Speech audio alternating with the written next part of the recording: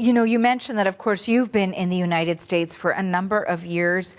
Certainly, this is perhaps new language that you're hearing from a U.S. president, maybe not something that has come across quite so sharply. But for those students that you teach as well in Minnesota, how are they reacting to this? Well, I'll actually be going to a class as I'm done with this interview, and it will be interesting to see how the students are reacting. I have yesterday and the day before, just walking around campus, you could see there's a climate change here, cultural climate change, not quite in the university, but the fear that some students are feeling. Some of my colleagues told me that they're sort of East African students didn't show up for their classes in the last couple of days. So it's having an effect, and an unfortunate effect. Most of these young men and women who are in the universities are honorable, sort of smart, hardworking, and many of them are going to the professions and business community as they graduate.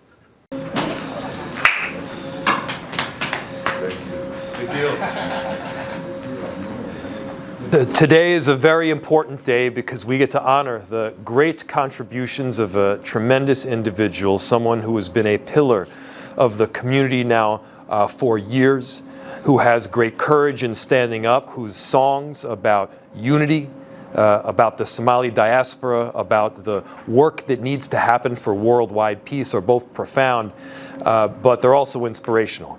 And in honor of Ilkase Case, I wanted to make sure that we're having this proclamation here. And so, whereas Ilkase Case is an exceptionally skilled, renowned, and influential vocal artist representing one of the most impactful rappers in East Africa, particularly within the Somali community, and whereas Case's song, Rumble World, stands as a unique testament to his dedication and artistry, celebrating the rich cultural heritage and talent of the East African community through innovative lyrics and rhythms. The city of Minneapolis honors Case's remarkable achievements in artistry and community impact and expresses its sincere gratitude for his efforts to uplift communities in Minneapolis and well beyond. Now, therefore, I, Jacob Fry, Mayor of the city of Minneapolis, do hereby proclaim July 3rd, 2026 as Ilkase Case Day in the city of Minneapolis. Wow. My dear friend.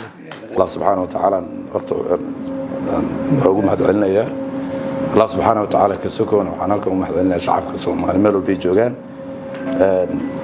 Kadibna waxaan u mahadcelinayaa Yaqub Fari. My visit to Minneapolis has been exciting, but nothing brings me more excitement than to be around amazing items from my home country of Somalia.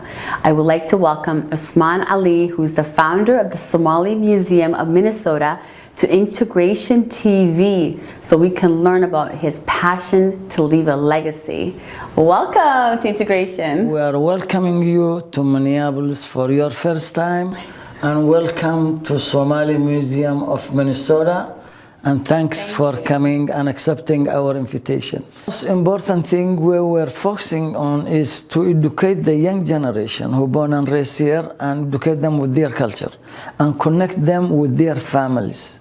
When they get connected with their families, with this, amazing culture, then the families will be educated more with their culture. So we're trying to educate the whole community with the Somali culture and connect the Somali community with other communities to learn from each other. When they learn from each other, they're gonna create a good environment and peace and love in between them. People outside of our community, they don't know we come from such a rich culture. Wouldn't you say so? We are from a rich culture country that what we live with back home with the culture, and they respect the culture. And one of the examples I'm going to give you about our culture is when someone is traveling from distance to distance and he don't have any food with him, he don't carry any food with him because he knows that he's going to get a food, drink, water, milk, anything he wants. So he depends on who's going to be on his way. So he travel And whenever he stopped by any family, they feed him well. And if it happened, any family, they don't have anything for him, they feel like shameful to them, and they feel that they didn't do their part of the culture. So next room is the religion room / the caring for the camel room. So I'm gonna go ahead and have Sarah explain to you what this side is all about.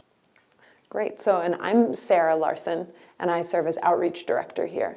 So a lot of what I do is connecting the Somali Museum to the broader communities and building bridges to non-Somalis and other immigrant groups. So for me, it has been such a big learning experience. So I'll do my best to show you what I've learned about Somali culture so far. But one thing I know is that here we have all the different parts of caring for camels. And camels are just the pride and joy and most important part of life for the Somali nomads. So as you come in here, you can imagine yourself with this being some of the landscape and all these different ways that you would see a camel. So some of them relaxing, a camel like this, all loaded up, ready to go, because the nomads move from place to place. So you'd actually pack up your home and all of your things onto the camel like that and move from place to place. Yeah, and one of the things that I love especially about being in this room is that you can experience it. So if you can imagine being in Somalia and you hear that sound, that's the sound. Can you guess what kind of animal is going to use that? The cow? Just kidding. And I'm Somali. For a camel, it's a camel belt. And the Somali word for that is kor. So there's different names for the big ones and the small ones, but also different camels are going to use the different ones. So maybe one camel is the leader of the herd, and they have a low sound one, and a little baby troublemaker camel has a little bell like this, so that when they run away, you can go find them again. And I've heard some stories from people who come in here and they look at these pictures and they say, oh, I remember growing up in Somalia when I was a little child, if I heard this sound, then I knew that Dad was coming home with the herds for the day. I could hear that in the distance. Tell us a little bit about the history of Somali settlement in this state. There were trickles of individuals like myself who came here. I came in 1994. There were some before me, few, mostly for education, I think, very few. But as you said, the bulk of this and the flood came after the collapse of the Somali state and the explosion of civil war. And then they have to look for refuge, so they will be in camps in northern Kenya and places like that, and then they will try to come here.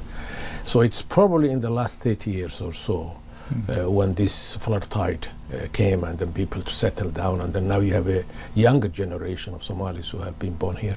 And the obvious question is, why here? A number of, I think, key factors. We've thought about this for some significant period of time because it is the primary question. There are 50 states, why here? I think, let me list them quickly. One of them is the nature of this state as Somalis have viewed it, and I think they were correct. And that's a state that is very prosperous. The economy relative to other states is always functioning at a good level. So there are the potential possibilities of jobs, gainful jobs. So that's one. I think the availability of housing, availability of education for kids, and healthcare and other facilities that go along with a progressive state. So that's one. I think the second factor is the work of non-profit organizations, charity organizations, Catholic Relief, Lutheran Relief, those like that, who have been very welcoming Somalis and helping them to settle down and adapt to the ways of Minnesota. I think the final point perhaps is that the universities here and high schools and colleges are also a place of welcome for Somalis who want to study and become serious about development in their own careers and growth here.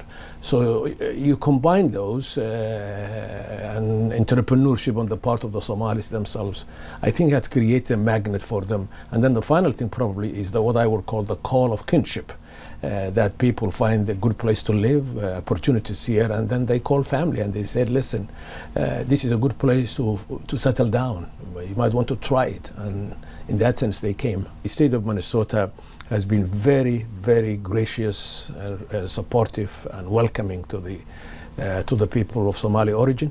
And this is why people in many parts of the world, including myself, think that this is probably the best state to live in terms of quality of life.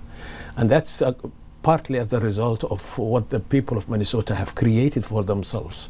They are also willing to share with others who come to the country legitimately.